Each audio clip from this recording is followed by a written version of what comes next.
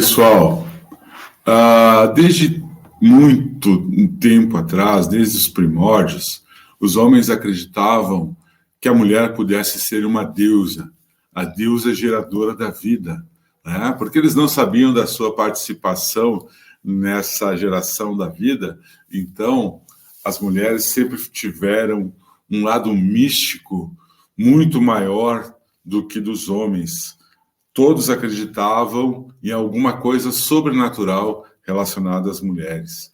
Mas, a partir aí de 3 séculos, mais ou menos, antes de Cristo, surge um filósofo chamado Aristóteles, né, que vai começar a desmanchar muito essa imagem do poder feminino e, pelo contrário, aí vai começar a surgir um pensamento até misógino que vai ser ampliado a partir do século XII, XIII, depois de Cristo. Aristóteles acreditava que as mulheres eram geradas com um útero, né, num útero onde a temperatura não tinha atingido o seu grau mais alto e, portanto, as mulheres não teriam brotado o suficiente os seus órgãos internos, como o pênis, por exemplo, né, e outras coisas. E, sendo assim, as mulheres eram seres incompletos, eram seres que não tinham terminado de estar plenas para nascer. Por isso, eram inferiores aos homens, né? Os próprios gregos acreditavam que o verdadeiro amor deveria existir somente entre 2 seres superiores, sendo eles os homens, e não entre um ser superior e uma mulher. Depois, mais tarde, lá pelo século XII, a gente vai encontrar aí um cara chamado Agostinho, né, que vai terminar esse trabalho, né, de um processo misógino e de inferiorização da mulher, né? Isso fazendo com que, ressuscitando a questão de Adão e Eva, da mulher ter sido culpada do pecado original, do homem ter saído do paraíso por causa da Eva, de Adão, no caso, e etc, etc, etc, né? Então, daí em diante, pessoal, a gente começa a ter esse processo, né? Um mito de medo, um mito do medo do poder feminino que ainda está assustando lá do passado, né, o imaginário dos homens, o imaginário masculino do poder, do governante, né? Mas a mulher sempre foi, né, autônoma, sempre foi livre para pensar, né, nesse período, tá, e para agir. Então, no campo onde vai ter maior dominação feminina com relação à cura, com relação aos chás, às ervas, aos conhecimentos naturais, né? Para quem não sabe, pessoal, o caldeirão nada mais é do que um local onde as mulheres faziam seus remédios. Elas ficavam ali temperando esses remédios, né? Fazendo com que eles tivessem a maturação no tempo certo, né? Na coloração no tempo certo, o clima no tempo certo, né? Então, a partir daí, começa esse mito do caldeirão, né? Começa a se construir essa imagem da mulher também bruxa, com um chapéu pontudo, que nada mais era do que um chapéu usado pelas camponesas da época, né?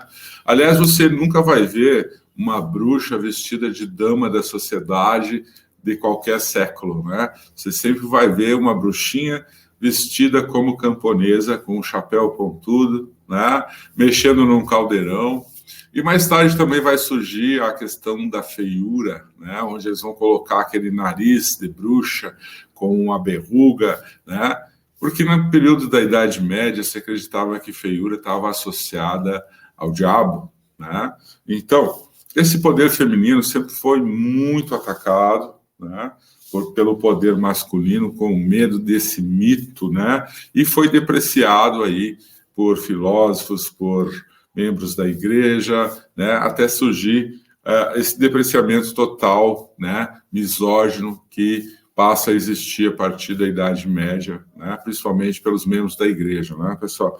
Então, temos esse ataque às mulheres e temos esse medo da igreja aos povos pagãos, né? Como eu já falei num outro vídeo aí, pagão nada mais é do que campo, do que terra, né? Então, os pagos, para nós que somos gaúchos aqui, os pagos significam campo, terra, né? E pagão não significa que devia algo para alguém, significa que morava no campo, que dominava a natureza, que estava vivendo, né, ao natural, certo? E esses pagãos, né, como também já falei em outro vídeo, eles tinham seus rituais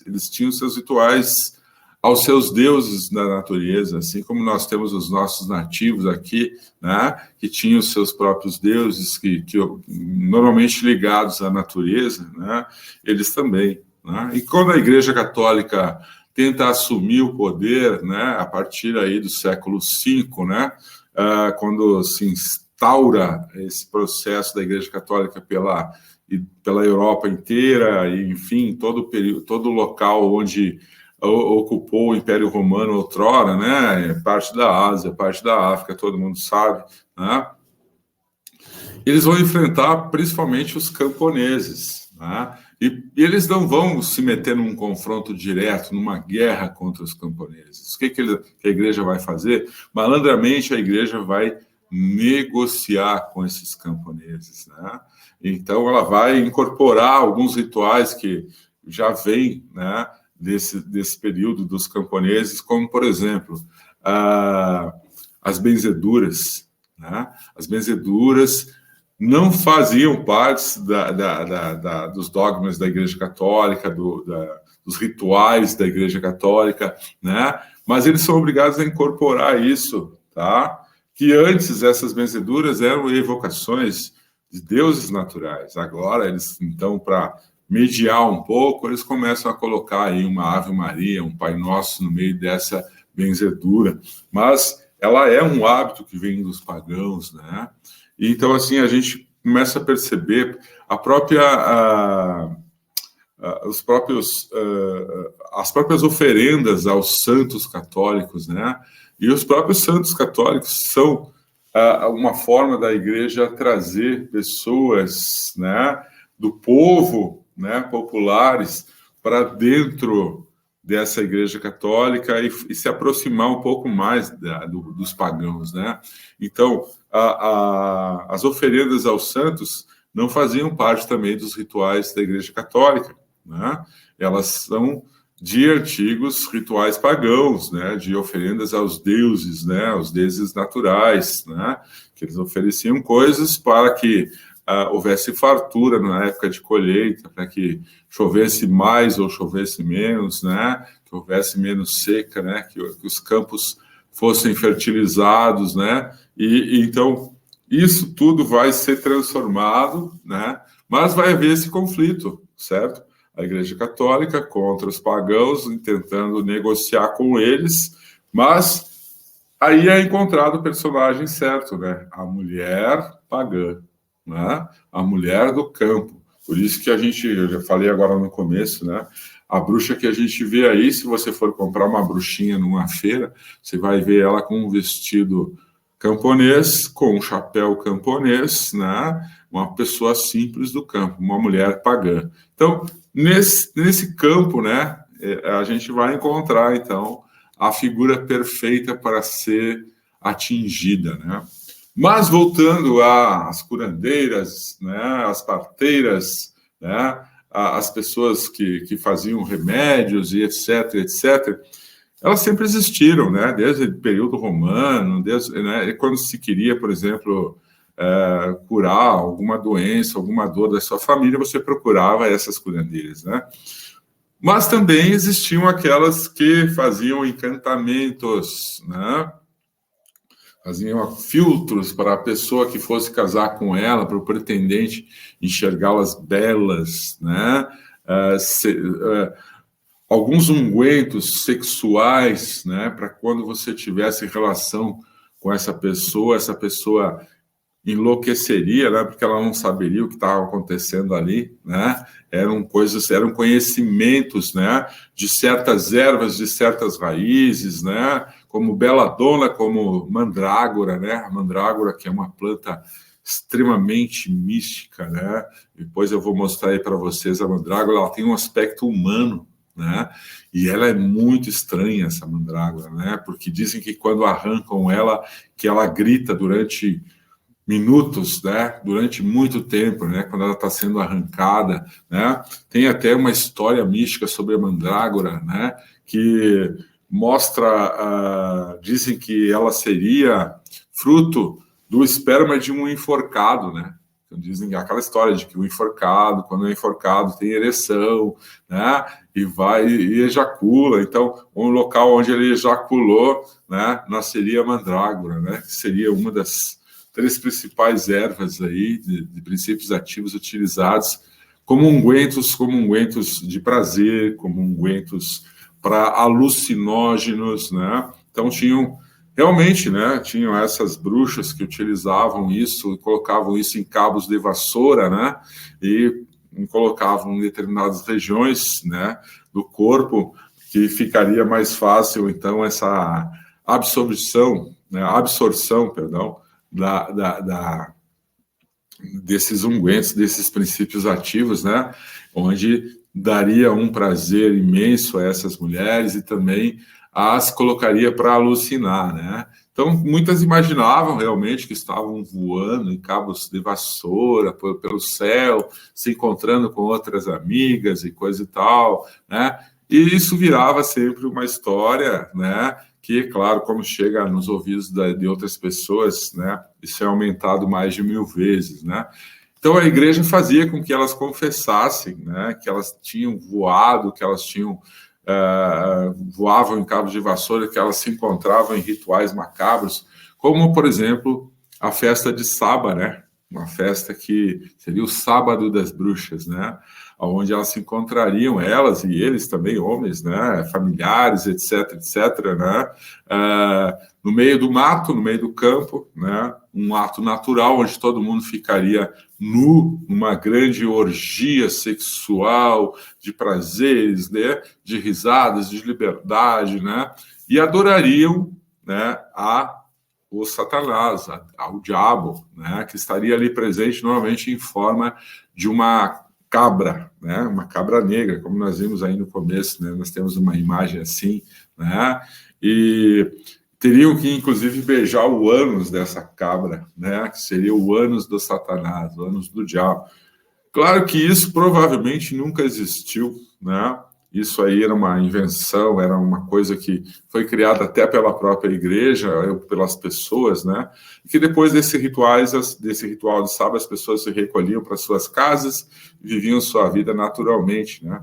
Claro que sempre aí começa a surgir lá pelo século XIII, XIV, tá? Começa a surgir século XIV, por volta de 1350 e poucos, tá? Até antes um pouco, começam a surgir os espiões, né, a serviço da igreja. Os espiões dos judeus, que também praticavam seu ritual, o seu sabá, né, os espiões das bruxas, né, que praticavam também o seu ritual, entre aspas, ou não, né?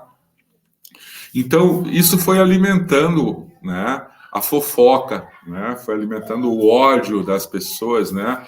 Então, se um vizinho teu tivesse uma colheita maior que a tua, enriquecesse mais que você, ele estava praticando bruxaria, porque isso não era normal, entendeu? Então, ele era denunciado para a igreja, e a igreja dava uma parte das terras dessa pessoa para esse denunciador, né?